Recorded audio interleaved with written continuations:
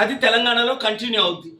Sir ఇప్పుడు లడ్డూలో కలిసిందా కలవలేదా CBI enquiry అడుగుతున్నాను కదా. అంటే మీ అభిప్రాయం సార్, మీరు దేశాలు మొత్తం తిరుగుతూ ఉంటారు కాబట్టి మీకు వచ్చిన ఫీడ్బ్యాక్ కానీ లేకపోతే మీకు వచ్చిన సమాచారం కానీ. చూడు బాబు, లడ్డూలో కల్తీ కలిసింది అంటే ఎవరినైనా ప్రాసిక్యూట్ చేయాలి. ఒక హోలీ టెంపుల్ని అన్హోలీ చేస్తే.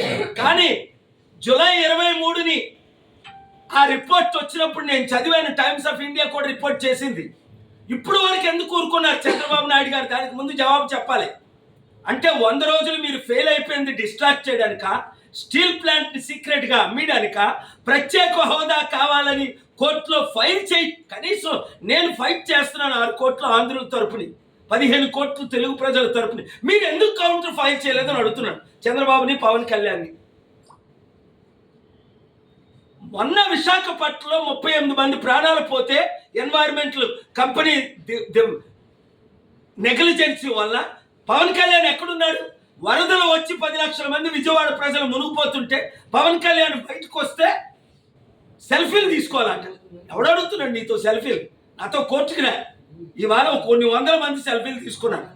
నాతో జడ్జిలు సెల్ఫీలు తీసుకుంటున్నారు, లాయర్లు సెల్ఫీలు తీసుకుంటున్నారు, ప్రెసిడెంట్లు సెల్ఫీలు తీసుకుంటున్నారు. అందుకని బయటికి వెళ్ళమా? ప్రజల కొరకు నేను ఉంటాను, అండగా ఉంటానన్న పవన్ కళ్యాణ్ ఎక్కడున్నాడు? సనాతన గొడవలు ఎందుకు మనకి? హిందువులు హిందూ పని చేయని, ముస్లింలు ముస్లిం పని చేయని, క్రిస్టియన్స్ క్రిస్టియన్ పని చేయని, అందరం దేశంలో శాంతిగా ఉందాం. కారణం ఏంటంటే ఎలాగా ఫెయిల్ అయిపోయారు. 100 రోజుల్లో ఇచ్చిన 6 వాగ్దానాలను నెరవేర్చలేదు, స్టీల్ ప్లాంట్ ని కాపాడలేదు, ప్రత్యేక హోదా తేలేకపోయారు. మోదీ గవర్నమెంట్ ఫెయిల్ అయిపోయింది. ఇక్కడ ఉన్నది మోదీ ఎన్డీఏ గవర్నమెంట్. ఇప్పుడు గొడవలు పెట్టాలి. అప్పుడు మోదీ ఎలాగైతే పాకిస్తాన్ మీద యుద్ధం అంటాడో ఎలక్షన్స్ ముందు, లేదా చైనా ఆక్యుపై అంటాడో, లేదా ప్రపంచంలో వెళ్ళి నేను లెక్చర్ ఇస్తాను అంటాడో శాంతి దూతలాగా, ఇక్కడ పవన్ కళ్యాణ్ వాడుకుంటున్నారు. ఎలాగ చంద్రబాబు నాయుడు ముసలి వెళ్ళిపోయాడు, బీజేపీ ఎలాగా 1% లేదు, ఒరే నువ్వు రెచ్చగొట్టు, వైసీపీలో ఉన్న ఎవడైనా యూజ్లెస్ ఫెలోస్ ఉంటే వాళ్ళు వచ్చి నీ పార్టీలో చేరుతారు, చేర్చుకో.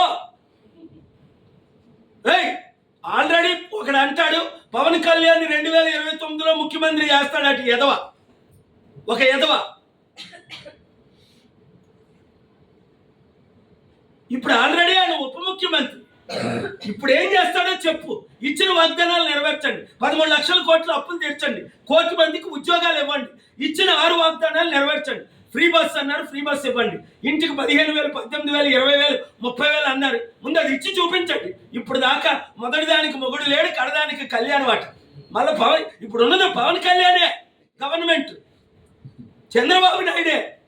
మళ్ళీ 2029 అప్పటికి రాష్ట్రమే ఉండదు నేను కాపాడకపోతే, ప్రత్యేక హోదా తీసుకురాకపోతే, స్టీల్ ప్లాంట్ను అడ్డుకోకపోతే.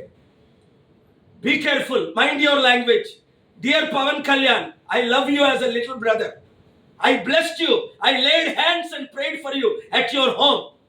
But don't speak whatever you want to speak. Little English that you know. Please mind your language. Understand what you are speaking. Close your eyes for 11 days. Pray to unite Christian, Hindu, Muslims. Dividing is very easy. Uniting is very difficult. Twin towers were destroyed in the matter of minutes in the US. Worth billions of dollars. To build those twin towers, it took years.